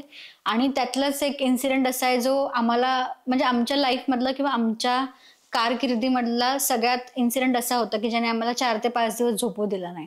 म्हणजे एखादा व्यक्ती असं कसं करू शकतो, हा इन्सिडेंट होता तो. एक मला असं वाटतं 2 वर्षापूर्वीची गोष्ट आहे. एक माणूस होता, त्याची फॅमिली घेऊन तो एका कन्स्ट्रक्शन साईट वरती राहत होता आणि त्या बिल्डिंगचं काम चाललं होतं. तर आम्हाला एक व्हिडिओ आला की मॅम माझ्या ना सोसायटी मधले पपीज आहेत ना रोज गायब होत आहेत. तर मला कळत नाही एक्झॅक्टली काय प्रॉब्लेम आहे. पण ना मी काल बघितलं तर माझ्या समोर एक माणूस राहतो, कन्स्ट्रक्शन बिल्डिंग आहे, तर तो त्या पप्पीला एका घेऊन जात होता. तर तुम्ही प्लीज येऊन चेक कराल का? तर म्हटलं ठीक आहे चालेल, आम्ही जातो. मग आमची सगळी टीम गेली तिथे आणि टीम गेल्यानंतर तो माणूस कामावरती गेला होता, त्याची बायको घरात होती, त्याचं असं पत्र्याचं शेड बांधून ठेवलेलं होतं. मी तिला म्हटलं मला तुझ्या घरामध्ये जाऊन बघायचंय एक्झॅक्टली काय विषय, कारण ह्या गल्लीमधले पप्पीज गायब होतात म्हटलं. तर तुम्ही काय करताय का, मारताय का, हे करताय का? तर मी जेव्हा त्याच्या रूम मध्ये गेले किंवा त्याच्या घरामध्ये गेले, तर तुम्ही विश्वास ठेवणार नाही की त्या पप्पीजला तो मारायचा, तो माणूस घरच्या चाकूने त्या पप्पीजला मारायचा. तो रोज एक पप्पीला घेऊन यायचा, तो मारायचा, त्यांना वाळवायचा. बापरे. म्हणजे आपण आपल्या घरामध्ये कपडे कसे वाळू घालतो रस्सीवरती, तसं त्याचं मांस लटकलेलं होतं. आम्ही जेव्हा ते चेक केलं, आम्ही तो एक पीस आमच्या वेटरनरी डॉक्टरकडे पाठवला जस्ट टू चेक, कारण मला वाटत नव्हतं की असं काय होऊ शकतं. म्हणजे तुम्ही विचार करा, एखाद्या पप्पीला चाकूने, म्हणजे मी ती गोष्टच इमॅजिन केली नाही कधी की असं कसं करू शकतं एखाद्या व्यक्ती. विकृत बुद्धी आहे. हा, आणि ते त्या ह्याच्यावरती अडकवलेलं होतं. म्हणजे अजून पण माझ्या डोळ्यात पाणी येते तो इन्सिडेंट शेअर करताना. पण मला असं वाटतं की म्हणजे ह्याच्यापेक्षा काय वाईट होऊ शकतं. आणि त्या पप्पीजची आई त्यांना शोधत असेल तर ह्याच्यापेक्षा वाईट घटना काय होऊ शकते. आम्ही त्या माणसाला शोधलं आणि आम्ही त्याच्या पूर्ण तिथं जे पण सामान होतं ते चेक केलं. कुकरमध्ये आम्हाला पीस भेटले. म्हणजे रात्री त्याने भातासोबत ते चिकन म्हणून खाल्लं होतं. आणि मग आमची टीम तर फर्स्ट 5 सेकंड अशी होती की यार जे हे अवघड आहे. म्हणजे आम्ही जेव्हा व्हिडिओ काढत होतो आमचे हात थरथर कापत होते. आणि त्या समोरच्या मुलीने आम्हाला पप्पीजचे फोटो दाखवले की मॅम देखो ना कितने अच्छे पप्पीज थे. आणि आम्ही त्या माणसाला आणलं, आम्ही लिगल ऍक्शन घेतली त्याच्यावरती, सगळ्या गोष्टी झाल्या. पण तो इन्सिडेंट मला असं वाटतं त्या इन्सिडेंटने आम्हाला झोपू दिलं नाही. म्हणजे ऑन इंडिव्हिज्युअल लेवल आम्हाला खूप वाईट वाटलं, ऍट द सेम लेवल आम्हाला रागही होता. आणि मला असं वाटतं की ह्याच्यापेक्षा वाईट केस आम्ही कधी अटेंड नाही करू शकणार आमच्या लाईफमध्ये. या सगळ्या प्रवासातला सगळ्यात वाईट क्षण म्हणता तो होता तो. मला पुढचा प्रश्न हा विचारायचा आहे की तुम्ही जेव्हा कुत्र्यांना किंवा इतर प्राण्यांवर एवढं प्रेम करता, म्हणजे तुमची सगळी टीम त्याच्यासाठी काम करते, तर आजकाल भावनिक दृष्ट्या म्हणजे भावनिक बुद्ध्यांक हा एक खूप महत्वाचा घटक आहे. पहिल्यांदा नुसता बुद्ध्यांक मोजला जायचा, आता भावनिक बुद्ध्यांक मोजला जातोय. तर एखाद्या व्यक्तीनं भावनिक दृष्ट्या निकोप राहण्यामध्ये प्राण्यांचा खूप महत्वाचा रोल असू शकतो. हो, डेफिनेटली. म्हणजे आमच्या शेल्टरमध्ये असे बरेचसे इन्सिडेंट होतात की जे पण कुठले अॅनिमल शेल्टरमध्ये येतात तेव्हा प्रत्येक जण त्याच्याशी अटॅच्ड होतो. जस्ट लाईक ह्युमन्स, आपण एखाद्या व्यक्तीसोबत जेव्हा राहतो, आपण त्याच्यासोबत टाइम स्पेंड करतो तर आपण कनेक्ट होतो त्या व्यक्तीशी. तसं अॅनिमल्सचं पण असतं. आणि फक्त माणसंच नाही, अॅनिमल्स सुद्धा माणसाशी कनेक्ट होतात. आमच्या शेल्टरमध्ये एक एली नावाची डॉग होती, लॅब्राडोर होतं ते. तर त्याला ना कचरा कुंडीमध्ये फेकून दिलं होतं त्याच्या ओनरने. स्किन इन्फेक्शन झालं होतं कम्प्लिटली अंगावरती. आणि जेव्हा त्याला आम्ही रेस्क्यू केला तेव्हा तो खूप अग्रेसिव्ह होता. स्पेशली तो माणसांकडे जायचा नाही. तो फक्त फिमेल्सला टच करू द्यायचा, तो फक्त फिमेल्सच्या हातानेच खायचा, फिमेल्सच्या हातानेच पाणी प्यायचा आणि वॉकला पण फक्त त्याला फिमेल्सच घेऊन जायच्या. जेव्हा त्याच्या आजूबाजूला कुठलाही माणूस किंवा माणसाचा आवाज त्याने ऐकला ना तो अग्रेसिव्ह व्हायचा. तर जेव्हा आम्ही ही वेट्सला गोष्ट विचारली की मॅम तुम्हाला काय वाटतं, काय रिझन आहे, त्यांचं म्हणणं असं पडलं की एखाद्या माणसाने याला मारलेलं आहे. एखाद्या माणसाने याला मारलेलं असेल. तसाच अजून एक इन्सिडेंट होता. आमच्या शेल्टरमध्ये एक नूडल नावाची फिमेल डॉग होती. तर जेव्हा पण एक मुलगा आणि मुलगी एक जवळजवळ उभे राहायचे ना तेव्हा तो खूप चिडायचा आणि तो मेक शुअर करायचा की तो मुलीला प्रोटेक्ट करतोय. तर जेव्हा आम्ही सगळी इन्फॉर्मेशन काढली, डॉग कुठे भेटला, मग कोणाचा असू शकतो, तेव्हा आम्हाला ही गोष्ट रिअलाइज झाली की एका चाळीमध्ये कपल राहायचे. तिथल्या लोकांनी असं सांगितलं मला, तिथे हे डॉग आम्ही बघितलेलं आहे. तर त्या माणसाने या डॉगला आणलं होतं. त्याच्या मित्राने काहीतरी ब्रीडिंग करायचा, तर तुझ्या डॉगला घेऊन आला.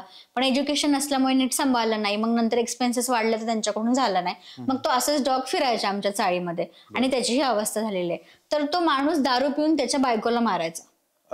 तर ती गोष्ट त्या डॉगने बघितलेली होती. म्हणून त्याला स्पेशली जेव्हा आपण एक फिमेल आणि मेल जवळ यायचे तो मुलीला प्रोटेक्ट करायला बघायचा. म्हणजे एवढे इमोशन्स अॅनिमल समजतात. जसं फिमेल्सला किंवा जसं माणसांना ट्रॉमाज असतात तसे अॅनिमल्सला सुद्धा असतात. प्रेम म्हणा, दुःख म्हणा, वेदना म्हणा किंवा जी पण काही प्रेम म्हणा, हे सगळं अॅनिमल्स मध्ये असतं जसं आपल्यामध्ये असतं. आणि जसं मी तुम्हाला सांगितलं, जेव्हा ॲनिमल्सशी आम्ही कनेक्ट होतो तर आम्ही कनेक्ट ह्या पातळीवरती होतो की उद्या जर त्यांना काही झालं तर आम्ही एक एक दिवस असं होतो की अरे यार, आपण अजून काय करायला पाहिजे होतं त्यांच्यासाठी. आणि मग नंतर आम्ही हा विचार करतो, चला ठीक आहे, आपण आपलं 100% दिलं, पण ह्याच्यासारखे अजून 10 ॲनिमल्स आहेत, आपल्याला त्यांच्याकडे बघायला पाहिजे. आणि मग आम्ही हा विचार करून मूव्ह ऑन करतो. ग्रेट. म्हणजे हे कनेक्ट होत असताना तुम्हाला वस्तुस्थिती पण लक्षात घ्यावी लागते, तुमच्या मर्यादा पण लक्षात घ्याव्या लागतात. आता सगळ्याच्या सगळा वेळ आपण देऊ शकत नाहीत, आपल्याला पण मर्यादा आहेत, तुमच्या ज्या काही बाकीच्या. अशा कुठल्या कुठल्या मर्यादा येतात तुम्हाला हे काम करत असताना? तुम्हाला असं जाणवतं की आपण याच्यापेक्षा जास्त करायला पाहिजे होतं पण नाही करू शकत आहे? मला असं वाटतं की आमच्या शेल्टरमध्ये ना एक्सरे मशीन नाहीये. आमच्या शेल्टरमध्ये असं इन्फ्रास्ट्रक्चर नाहीये. तर कधी कधी असं होतं की आम्ही एखाद्या ॲनिमलला आमच्या लिमिट पर्यंतच मदत करू शकतो. आमच्याकडे एकच ॲम्ब्युलन्स आहे, आमच्याकडे स्वतःची जागा नाहीये. तर आम्ही बऱ्याचशा गोष्टींमध्ये आमचं असं होतं की नाही, आपण एवढंच करू शकतो. प्रॅक्टिकली आपण याच्यापेक्षा जास्त काहीच नाही करू शकत. तर मर्यादा इथपर्यंतच आहेत. मर्यादा इन टर्म्स ऑफ मनी, मर्यादा इन टर्म्स ऑफ इन्फ्रास्ट्रक्चर आणि मर्यादा in terms of team. Because अजून टीम वाढली तर सॅलरी एक्सपेन्सेस वाढतील, जे की ह्या लेवलवरती आम्ही करू शकत नाही. आणि मला असं वाटतं आम्हाला जर थोडाफार सपोर्ट मिळाला, गव्हर्नमेंटचा म्हणा, लोकांचा म्हणा, किंवा जी लोक जर हे पॉडकास्ट बघत असतील, असं जर कोणी असेल की ज्याला ॲनिमलसाठी नेहमीच काय ना काहीतरी करायची इच्छा होती, तर आज जर आम्ही 100 ॲनिमल्स ट्रीट करतो तर उद्या कदाचित त्यांच्या मदतीने आम्ही 500 करू. बरोबर. सो ह्या मर्यादा थोड्या इन टर्म्स ऑफ फायनान्सेस आम्हाला थोड्याशा मागे खेचतात. येस. बरेचदा आता हा पॉडकास्ट बघणारे पण आपले अनेक प्रेक्षक आहेत किंवा अनेक लोकांना असं वाटतं की आपण प्राण्यांसाठी औषधी दिली पाहिजे, आजारी प्राण्यांना मदत करावी अशी भावना अनेक लोकांमध्ये असते. तर अशा लोकांनी साधारण कुठल्या कुठल्या औषधी दिल्या पाहिजे? जर समजा तुम्ही असे कोणी असाल ज्याला ॲनिमल्सला मदत करायची इच्छा आहे, तर त्याने आपल्या बॅगमध्ये एक फर्स्ट एडमध्ये एक स्कॅवन स्प्रे ठेवला पाहिजे. त्याच्यानंतर बोल्फो पावडर ठेवली पाहिजे. स्कॅवन स्प्रे जखमेवरती मारू शकता तुम्ही. बोल्फो पावडर जी आहे, फ्लीज झाले समजा एखाद्या पपीच्या अंगावरती किंवा अंगावरती टिक्स आहेत तर बोल्फो पावडर टाकू शकता. स्किन इन्फेक्शन असेल तर ॲलोवेरा जेल लावू शकता तुम्ही. ॲलोवेरा जेल तर कुठेही मिळू शकतं, असं काही फार एक्सपेन्सिव्ह नाही ते. आणि चौथी गोष्ट म्हणजे तुम्ही एखाद्या ॲनिमलला चांगलं पाणी देऊ शकता आणि चांगलं खायला देऊ शकता. मला लोकांना हाच एक संदेश द्यावासा वाटतो की एक इंडिव्हिज्युअल म्हणून जर आपण एखाद्या ॲनिमलसाठी फार काही करू शकत नसाल, फार काही जे काही आम्ही करतोय, तर तुम्ही त्यांना ऍटलिस्ट ना हार्म तरी नका करू. बस. म्हणजे फॉर एक्झाम्पल मी म्हणते की मला जर कोणी विचारलं की मी फारसा ॲनिमल लवर नाहीये, मग म्हणजे तुम्ही इतकं करताना तेवढं तर माझ्याकडून जमणार नाही, पण मी माझ्या वैयक्तिक पातळीवरती काय करू शकतो, तर तुम्ही तुमच्या घराच्या बाहेर एखादं बाउल ठेवू शकता, त्याच्यामध्ये रोज पाणी टाकू शकता. तुम्ही तुमच्या घरामधलं जर एखादं काही जेवण उरतंय तर तुम्ही त्या बाउलमध्ये टाकू शकता, जेणेकरून तुमच्या आजूबाजूची डॉग्स तिथे येऊन ती गोष्ट खातील. एखादा डॉग तुम्हाला रस्त्याने जाताना दिसते की बाबा इंजोर्ड आहे, त्याला काहीतरी लागलंय, तर 5 मिनिटं तुमच्या दैनंदिन बिझी आयुष्यामधला वेळ काढून तुम्ही एखाद्या एनजीओला कॉल करू शकता. त्या डॉगला तुम्ही तिथे ऍडमिट करू शकता. बरं, ऍट द एंड तुम्ही म्हणाल जर मला मॅम कुठल्याच एनजीओने नाही मदत केली तर तुम्ही काय करू शकता, तर तुम्ही कुठल्या तरी व्हेटरनरी हॉस्पिटलमध्ये घेऊन जा. बरोबर. तुम्हाला जर जीव वाचवायचाच आहे तर तुम्ही एवढं तर करूच शकता. आमच्यासारख्या एनजीओची वाट बघण्यापेक्षा तुम्ही तुमच्या वैयक्तिक पातळीवरती ह्या गोष्टी करा आणि दुसऱ्या दिवशी आमच्यासारख्या एनजीओ मध्ये तुम्ही ऍडमिट करा. सो मला असं वाटतं ह्या गोष्टी करणं फार काही अवघड नाहीये. लोकांनी एवढं जरी केलं तरी खूप मोठा बदल होऊ शकतो. निश्चितपणे मित्रांनो, आजचा हा जो पॉडकास्ट आहे हा खूप वेगवेगळ्या अँगलनं तुम्हाला प्राण्यांबद्दलचं प्रेम आणि एक निसर्गाचा, आपण निसर्गाचा भाग आहोत तसंच प्राणी सुद्धा निसर्गाचा भाग आहेत. खूप मोठं आपण कदाचित करू शकणार नाही, पण आपल्यापैकी प्रत्येक जण आपल्या वैयक्तिक लेवलला निश्चितपणे प्राण्यांबद्दलचं हे जे काही प्रेम आहे हे दाखवू शकतो, करू शकतो. त्यांच्यासाठी थोडंसं अन्न, थोडंसं पाणी, जर तो जखमी असेल तर थोडंसं औषध, थोडं त्याला प्रेमानं कुरवाळणं, एवढं सुद्धा खूप काही बदल घडवू शकतो. आपल्यापैकी कोणालाही समजा आपण नंबर दिलेले आहेत सगळे, कुठलीही काही अडचण असेल आणि ह्या प्राण्यांच्या विश्वाबद्दल किंवा हे आपण काय करू शकतो हे समजून घ्यायचं असेल तर डिस्क्रिप्शन मध्ये जे नंबर्स आपण दिलेले आहेत त्यावर तुम्ही नक्की संपर्क साधा. खूप खूप धन्यवाद. खूप वेगळ्या दृष्टीनं, म्हणजे आपल्या प्रेक्षकांसाठी तर खूप चांगलाच आहे, पण वैयक्तिकशः मला सुद्धा असं वाटतंय की आजचा पॉडकास्ट हा खूप वेगळा होता. खूप खूप धन्यवाद. Thank you so much sir. Thank you.